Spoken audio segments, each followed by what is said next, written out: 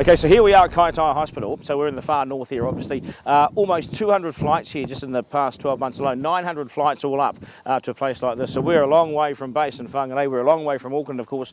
This is Kaitaia, and here's our chief pilot, Pete. And I mean, it's more than just flights. We've got infrastructure here too, haven't we? We have, Duncan. We've got over $1 million invested throughout Northland to keep the helicopters going. Just an example around us here up on the roof, we've got our own weather station. When the government withdrew theirs 20 years ago, we put our own in. It takes quite a bit of maintenance every year, over $5,000. We've got a GPS network of our own throughout Northland, and approaches to these hospitals that let us get down in really inclement weather. Fog still keeps us out, but most other weather we can get in. So with things like the weather station here, so you've got your own weather station here. So with things like the weather station, without the weather station, you wouldn't sometimes be able to come and pick up patients or drop off patients. No, we can just about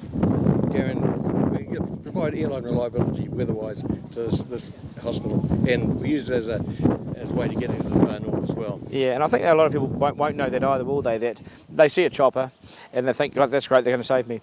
Yep. But they don't realise that you've got to have something here talking to something there. Yeah, it's navigation capability, and it was actually one of the first in the whole world into Kaitaia here. We've got fuel here.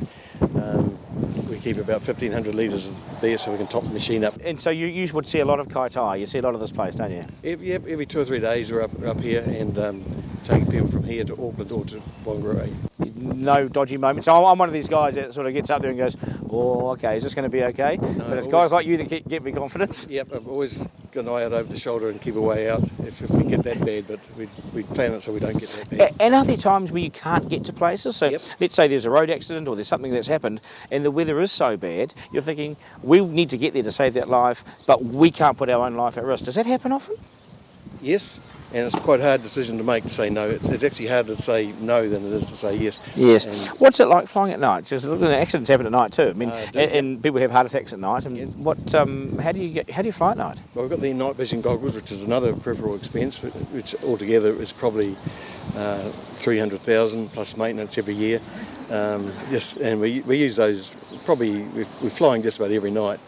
On a good night, it's really spectacular, beautiful. But weather's the same. They're expensive, aren't they, the goggles? They are a bit, yep.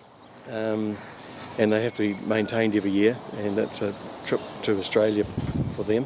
Right. So with the night goggles, you can see like it's day, can you? It's a bit like looking at you on TV, except it's a black and white screen. Oh, right, handsome. Yeah. Okay, you're a good man.